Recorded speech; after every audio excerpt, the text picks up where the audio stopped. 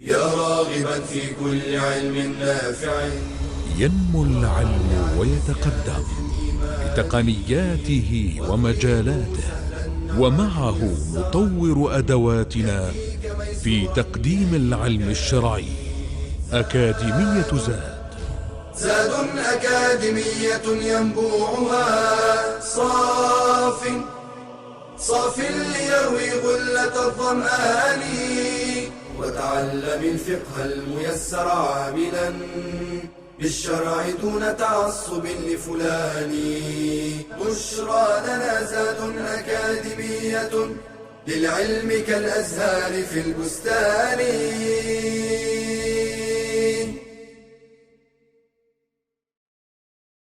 بسم الله الرحمن الرحيم. الحمد لله والصلاة والسلام على رسول الله وآله وصحبه ومن اهتدى بهداه. أما بعد, the second concession for travelers, we spoke about shortening. Now we speak about combining.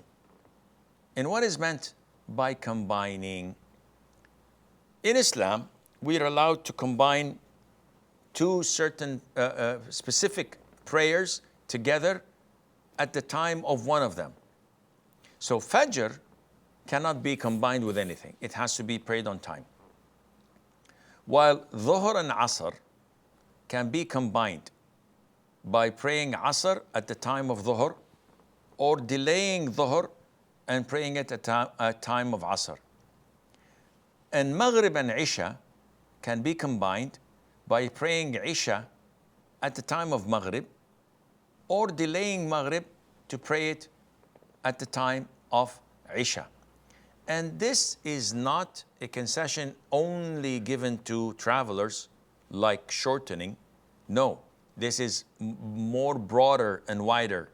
So we can combine whenever there is hardship, such as traveling, whenever we're sick and we are in need of combining, whenever there is great deal of fear, as when the time of fighting between enemies, and when there is heavy rain or heavy cold that makes it difficult to attend the prayer at the masjid. So it is a broader sense, more broader than shortening, and this is part of Allah's mercy upon us. وَلِلَّهِ الْحَمْدُ وَالْفَضْلُ وَالْمِنَّةِ. And the hadith of Anas, may Allah be pleased with him, that the Prophet ﷺ, whenever he were to set off before the sun had passed the meridian, he would delay Dhuhr until the time of Asr. And then he would halt and put the two prayers together. But if the sun had passed the meridian before he sets out, he would pray Dhuhr and then set out. So the Prophet combined whenever there was hardship and depending on his traveling schedule. And the Prophet ﷺ, as per the hadith of Ibn Abbas, may Allah be pleased with him, did the same with Maghrib. If he were to see the sunset while in his camping area, he would pray Maghrib and combine to it Isha.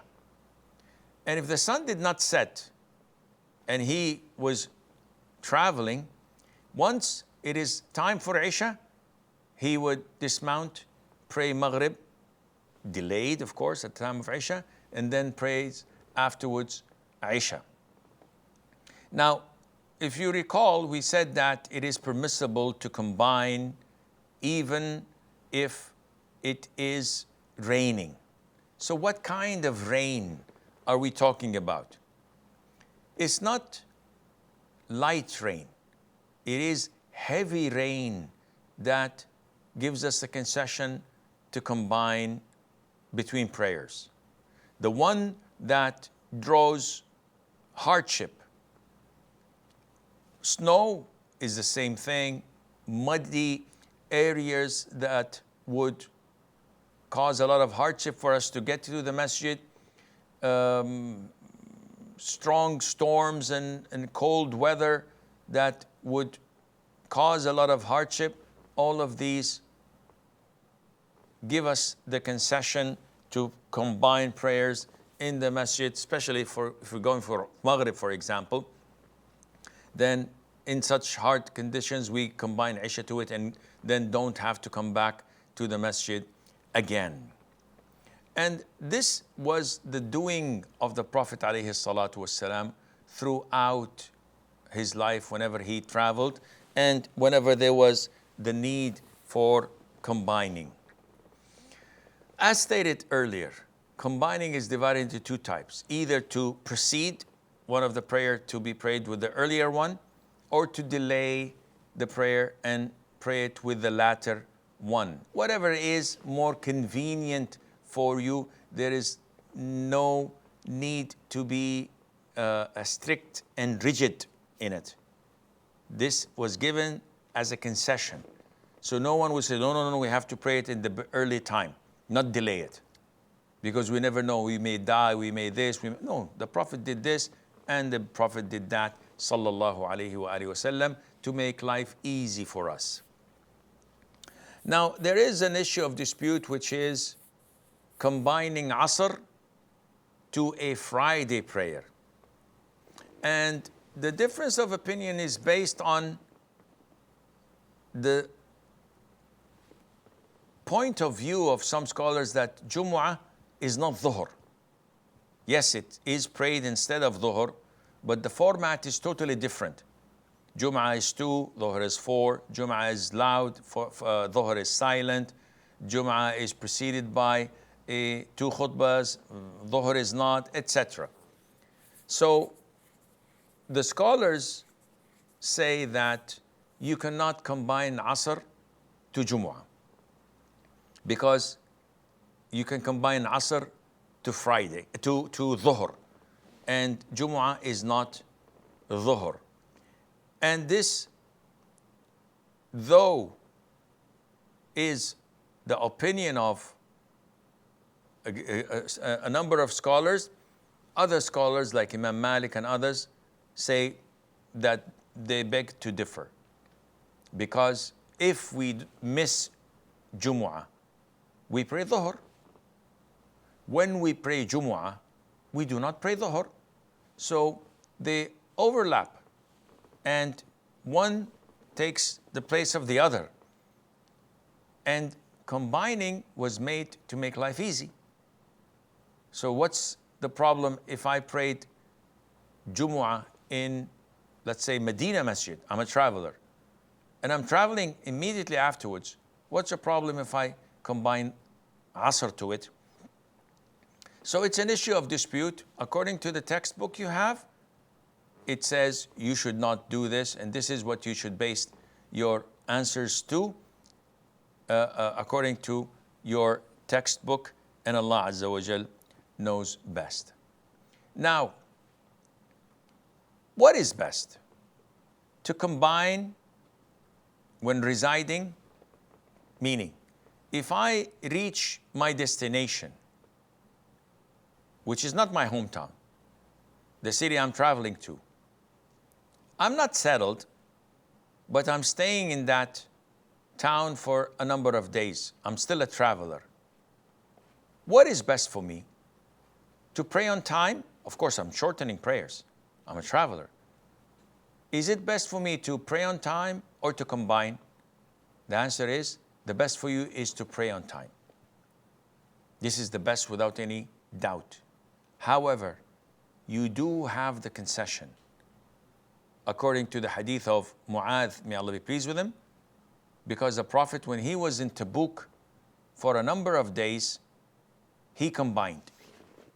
Though he was not on the road, yet still he combined. So if you combine, your prayer is valid, but it's best to pray on time.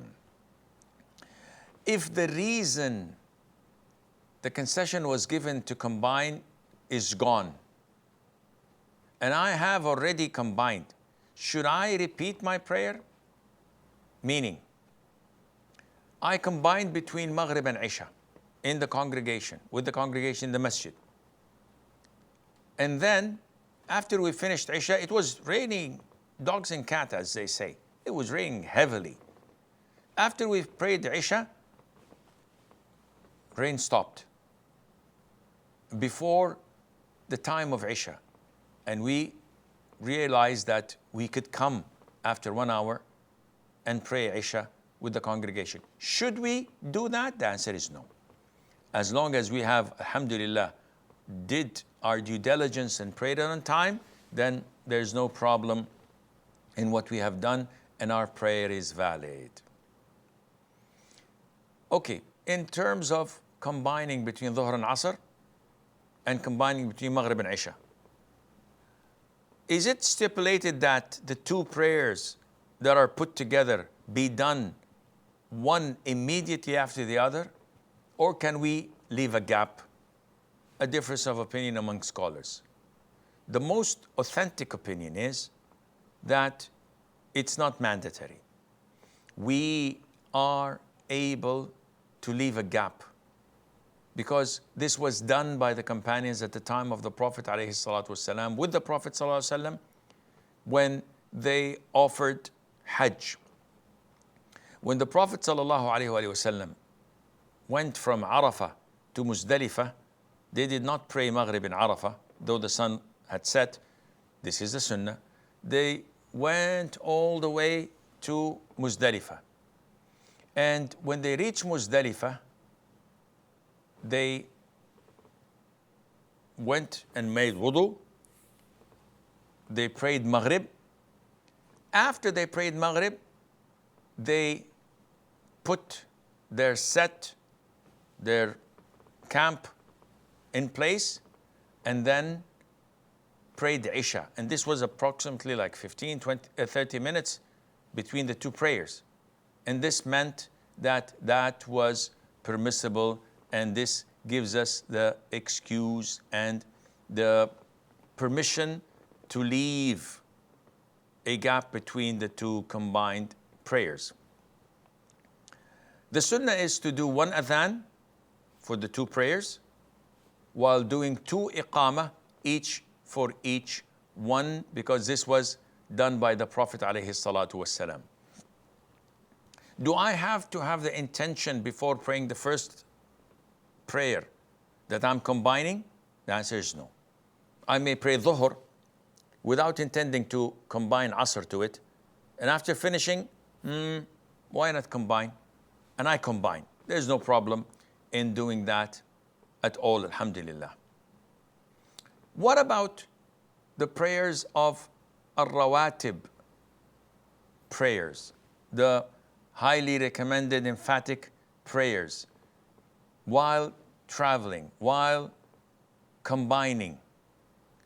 The sunnah, whenever the Prophet ﷺ traveled, and we mentioned this before, he would not pray the sunnah of Dhuhr, Maghrib, or Isha.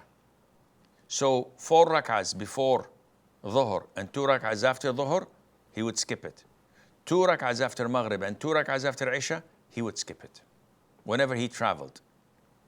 What if I am combining my prayers due to rain? I should pray my highly emphatic prayers. When? Well, if the Imam leaves a gap for us, we prayed in the masjid while it was heavily raining. We prayed the Maghrib. The Imam should say, okay, we pray 2 rak'ah sunnahs, and then we will pray Isha 4 rak'ahs. If he gives us a gap, alhamdulillah. If he doesn't, in this case, we pray Isha after the Maghrib, and then we pray 2 rak'ahs of Maghrib sunnah, and then 2 rak'ahs of Isha sunnah without any problem. And the same happens with Dhuhr and Asr. And there's no problem in praying this sunnah prayers after Asr, though it is time of restriction, because there is a legitimate reason for that. What about the adhkar when combining my prayers? It is best to say your adhkar after each prayer. Shaykh ibn Al-Hakeem says, when, may Allah have mercy on his soul, when I combine, I do my adhkar, but the short form, which is Subhanallah 10 times, Alhamdulillah 10 times, Allahu Akbar 10 times, for the first prayer, and then I can offer my second prayer and then say my adhkar. Also, you can pray your first prayer and the second prayer, and then you say your adhkar of the first prayer, and afterwards your adhkar of the following prayers without any problem. Finally,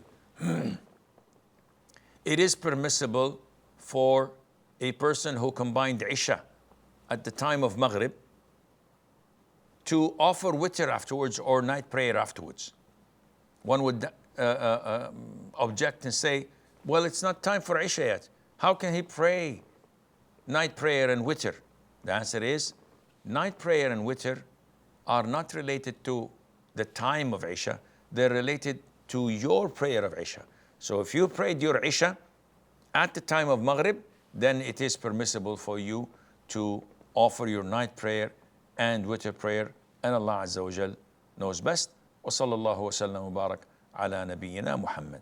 يا راغبا في كل علم نافع ينمو العلم ويتقدم بتقنياته ومجالاته، ومعه نطور أدواتنا في تقديم العلم الشرعي. أكاديمية زاد أكاديمية ينبوعها